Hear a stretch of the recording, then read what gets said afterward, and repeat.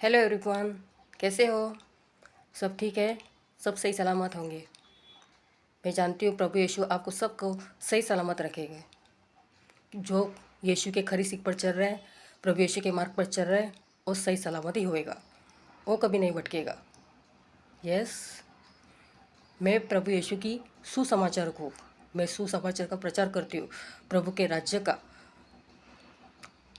स्वर्ग के राज्य का प्रचार करती हूँ, क्योंकि हर एक मानव जाति को यीशु की जानकारी होनी चाहिए, सत्य परमेश्वर की जानकारी होनी चाहिए, क्योंकि वो एक न एक दिन वो आएगा, एक न एक दिन आएगा और सबका लेखा लेगा।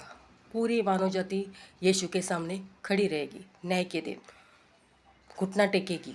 वचन कहता है जितना हो सके जल्द से जल्द आग बंद होने से पहले यीशु को जानना बहुत ज़रूरी है। नहीं तो आज जिधर जिधर देखो बस सब अंधेरे में, सब भटक रहे हैं। खाओ पियो एंजॉय करो, जिधर देखो बस एंजॉय चल रहा है। सत्य का ज्ञान किसी को नहीं है,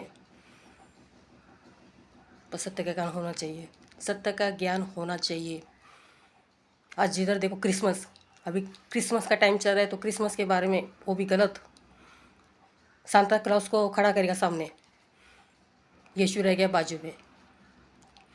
जिसको वचन की जानकारी है वही यीशु के बारे में बताएगा। वचन में कहीं भी नहीं लिखा है कि 25 दिसंबर यीशु का जन्मदिन है करके, कहीं भी नहीं लिखा है। फिर भी ये लोग मना रहे। कौन? क्रिश्चियन की वजह से सब लोग भी पूरी मानव जाति क्रिसमस मनाते हैं। 25 दिसंबर ऐसा वचन में कहीं भी नहीं लिखा है।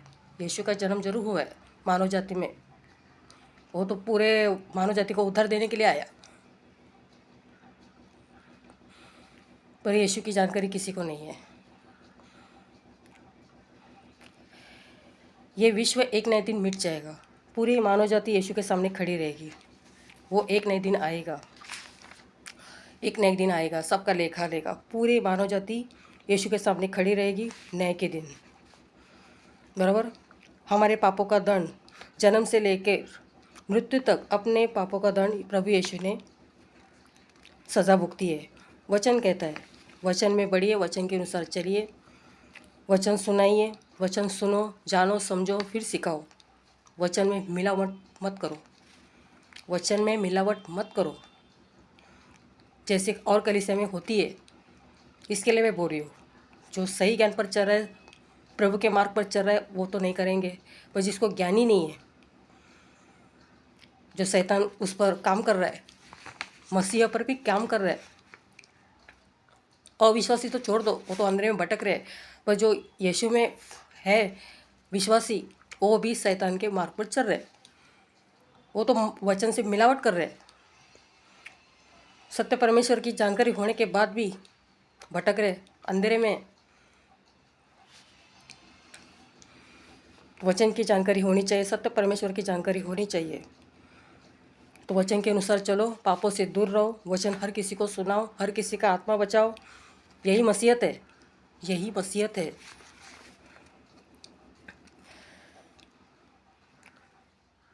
क्योंकि वचन हम सबको काट देता है, वचन चुभता है, वचन हमारी ज़िंदगी बदलता है, और वचन के ज़रिए प्रभु हमसे बात करता है। प्रभु को हल्के में मत लो, वचन को हल्के में मत लो। वचन दो धारी तलवार के जैसी है, जो काटता है। मुझे भी काटा, मुझे भी काटा, सही बात है, मुझे भी काटा।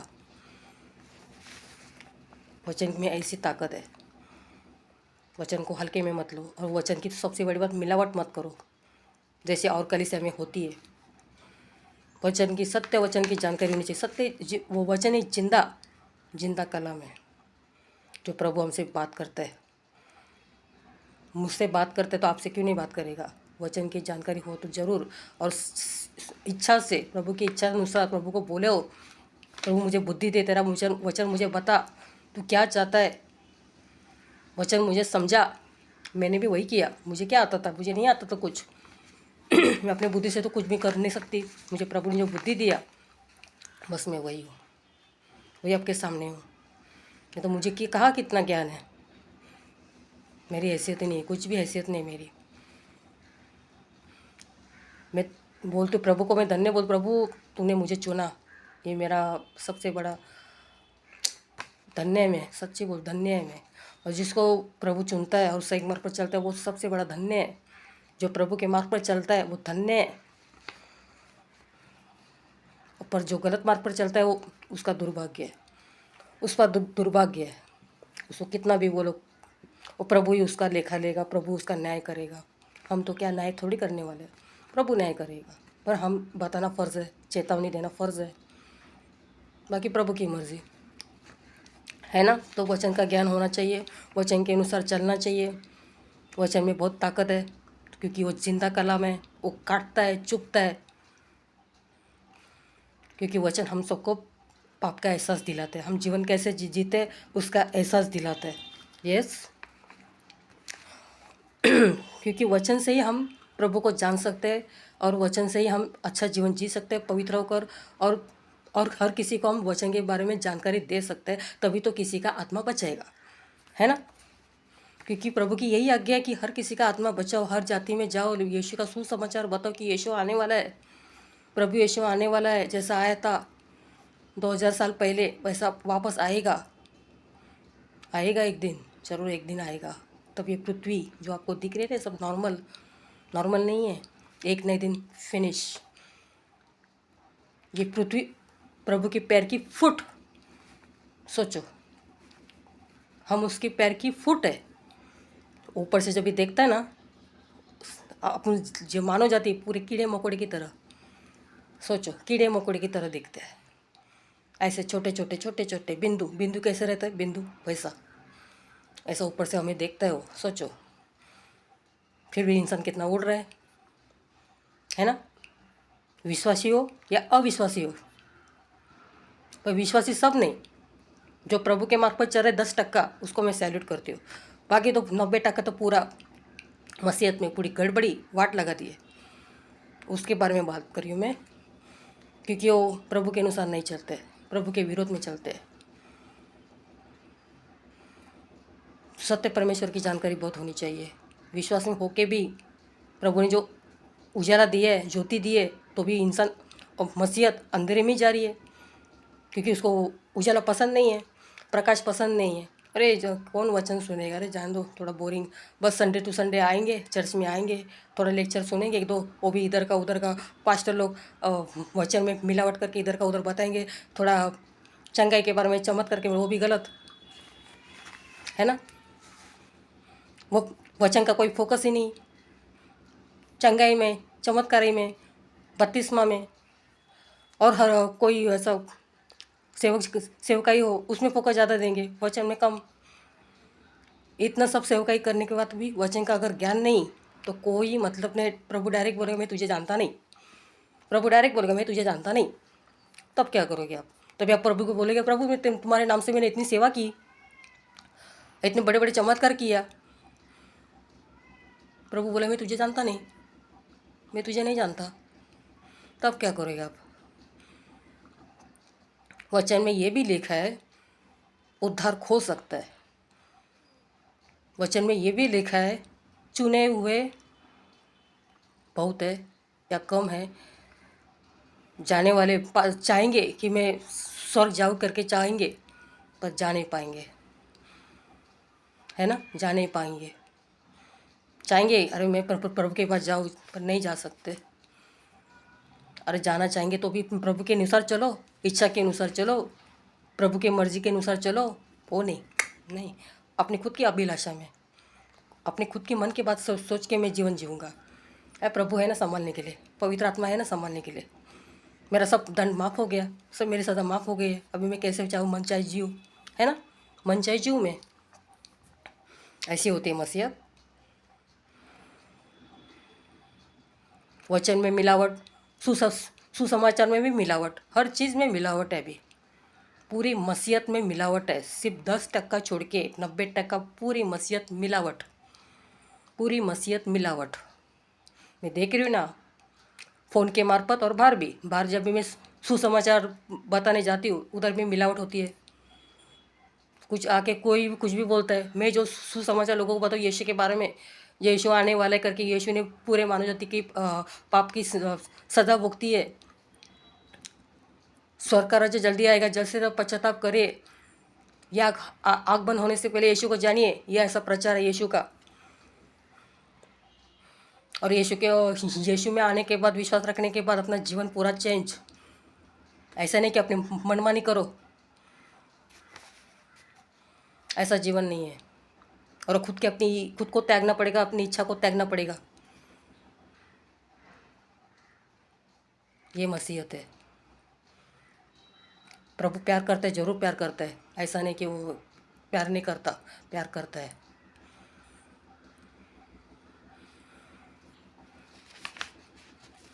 प्रभु की आज्ञा के मानो, बुराई मत करो, किसी का बुरा मत बोलो, झूठ मत बोलो, वो पाप को बर्दाश्त नहीं करेगा। व्यभिचार मत करो, नशा मत करो, वो पाप को बर्दाश्त नहीं करता है। अपने आँख को, कान को, मुंह को, दिमाग को, मन को कंट्रोल, जितना हो सके कंट्रोल। नहीं तो बुरी शक्ति खड़ी रहती है सर पे, वो तो बस ताकती रहती है, मैं इसको कैसे खाऊं, कैसे उसको फाड़ खाऊं, कैसे उसकी कमज़ोरी है। क्योंकि हमारी वो कमज़ोरी पहला देखता है, अपने मन को पहला अटैक करता है। वो तो छोड़ेगा नहीं, वो तो 24 घंटा वही अपना बस ताकता रहता है। जैसा प्रभु 24 घंटा हमारे लिए सेवा में लगा रहता है, वैसा शैतान भी ताकता रहता है। तो उसकी कुछ चलेगा नहीं। जो हमारे अंदर है वो उससे सबसे बड़ा मान है ना। वो कितना भी कुछ भी करे, पर अपन खरा ही होना चाहिए, अपन प्रभु के साथ सही होना चाहिए बस। अपन प्रभु के साथ सही रहेगा, प्रभु अपने साथ सही है। यस, अपन प्रभु के विरोध में रहेगा तो प्रभु कैसा करेगा? उसको दुख होएगा ना, है ना, दुख होएगा ना। एक नॉर्मल अपन अपना कोई रहता है, अपन उसके साथ अगर कुछ गलत करे तो उसको कितना बुरा लगता है, तो वो अपने साथ ही बुरा ही करेगा ना। वैसे प्रभु के साथ रिश्ता है, वो तो इंसान तो छोड़ दो, प्रभु का रिश्ता तो सबसे अलग है, सबसे अलग है। एक बार यीशु पर आकर देखो, विश्वास करके देखो प्रभु आपके साथ कैसा काम करेगा, कैसा रहेगा। एक बार इंसान आपको ठोकर देगा, अपने को ठोकर देगा, पर प्रभु अपने को कभी ठोकर नहीं देगा, कभी अपने को दूर नहीं करेगा। जितना वो सख्त है उतना वो दयालु है। पर वो पाप को बर्दाश्त नहीं करेगा, जान लो। मैंने अपना बताना फ़र्ज़ किया, बाकी आपकी मर्ज़ी क्या, वो प्रभु ही जानता है किसको कैसा चलाना है, वो सब जानता है। क्योंकि वो जानता है पहले से ना, आगे क्या होएगा, किसका इंसान का क्या होएगा, वो पहले से जानता है। मैंने तो अपना बताना फ़र्ज़ किया, है ना, सही बात है ना। तो वचन की जानकारी होनी चाहिए, वचन में बढ़ना चाहिए, वचन के अनुसार चलना चाहिए, हर किसी को वचन सुनाना चाहिए, हर किसी का आत्मा बचाना चाहिए। क्योंकि प्रभु बोलते हैं मैं आने से पहले तुम लोग तैयार हो। तैयार होना है ना अपने को, है ना, तैयार होना है कि नहीं? ऐसे ही तैयार होना है, पवित्र होकर तैयार होना है, ऐसे ही नहीं। वचन में मजबूत, विश्वास में मजबूत, क्योंकि प्रभु की नज़र है, हर तरफ नज़र है। विश्वासी पर है, अविश्वासी पर है, दोनों पर नज़र है। तो खुद को काबू करो, प्रभु का एक न एक दिन जरूर आएगा, पूरी मानव जाति के लिए भारी होगा। प्रभु का दिन पूरी मानव जाति के लिए भारी होगा, बहुत भारी होगा। कोई हल्के में मत लो, कोई हल्के में ना लो। जिस दिन प्रभु को और वचन को सही रीति से जानोगे, जीवन सही होगा। अगर वचन की जानकारी नहीं, सत्य परमेश्वर कौन है उसकी जानकारी नहीं, तो जीवन ऐसे ही पाप में रहेगा। सत्य का ज्ञान होना चाहिए, वचन का ज्ञान होना चाहिए, तभी आपका जीवन सही, नहीं तो गई भैंस पानी में, केल खलास। कितना भी डुबकी लगाओ, कितना भी पर्वत में जाके तपस्या करो, कितना हार फूल चढ़ाओ, नारियल चढ़ाओ, अगरबत्ती लगाओ, माथा टेको, पटको, इधर जाओ उधर जाओ, कुछ फ़ायदा नहीं है। क्योंकि ये परमेश्वर यीशु किसी मंदिर में, मूर्ति में, कहीं भी नहीं, पत्थर में भी नहीं, कहीं भी नहीं। परमेश्वर आपके अंदर है, पर अंदर कब रहेगा? जब भी आप विश्वास करोगे, तभी पवित्र रहोगे, तभी। प्रभु को हल्के में मत लो। जैसा ये सब लोग समझते हैं यीशु, अरे क्रिश्चन, यीशु क्रिश्चन नहीं है, यीशु किसी धर्म का भी नहीं, यीशु क्रिश्चन भी नहीं। क्रिश्चन लोग तो रॉन्ग है, पूरे रॉन्ग है। बस उनकी वजह से सबको लगता है अरे यीशु पिक्चर आ रही, चलो अभी क्रिसमस पार्टी करना है, चलो चलो चलो सांता क्लॉज के पीछे भागो। यीशु के बारे में जाए किसी को जाके बता रहे नहीं नहीं नहीं, अरे यीशु यीशु ना, हम ऐसे पूछते हैं वो तो चर्च में जाके वो ये यीशु के क्या मूर्ति के सामने मेणबत्ती क्या और क्या क्या लगाते उधर, वो यीशु है क्या? यीशु तो उससे लाख पट सुंदर है, जो किसी ने देखा नहीं पर पूरी मानव जाति मरने के बाद देखेगी। यीशु तो उससे लाख पट सुंदर है, एकदम जलती ज्योति। ये जो मूर्ति बनाते हैं यीशु है, वो वचन में सीधा लिखा है मेरी मूर्ति मत बनाओ करके। ये तो बात कुछ भी नहीं है। जब यीशु जब ही उस टाइम अपने मंदिर में अपने जो उस टाइम जब ये वो लोग बनाते थे मंदिर जो परमेश्वर का, तब यीशु उस टाइम आया था यरूशलेम में, जब ही उधर पूरा मार्केट बना दिया था। ऐसा क्रोध किया कि उसने पूरा अल्टी पल्टी कर दिया था, क्योंकि उधर सब पाप चल रहा था, है ना, हेरा फेरी, सब पाप का काम चल रहा था उधर। मार्केट बना दिया था उधर, धंधा चलता था, कुछ भी क्या क्या चलता था। वो बोला मेरे बाप के मंदिर में मेरे को ये ऐसा फालतू काम नहीं चाहिए, मैं बर्दाश्त नहीं करूँगा। उधर पाप चलता था। सोचो तो, जब इस परमेश्वर अपने शरीर में रहेगा, विश्वासी होके, विश्वासी की बात कर रही हो, जब भी परमेश्वर शरीर में रहेगा अपनों से पूरा गंदा काम करेगा तो सह पाएगा? नहीं सह पाएगा, वो नहीं सह पाएगा। वो झट से निकल जाएगा, वो है ना, झट से निकल जाएगा उसको, क्योंकि उसको पाप पसंद नहीं है। गंदे शरीर में तो वो रहेगा ही नहीं, नहीं रहेगा वो। बार बार तो पाप करने से वो रहेगा क्या?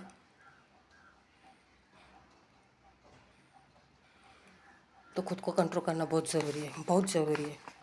मैंने तो अपना बताना फ़र्ज़ किया, बाकी आपको मानना है तो मानो, नहीं माना तो छोड़ दो। यीशु को पाप पसंद नहीं है।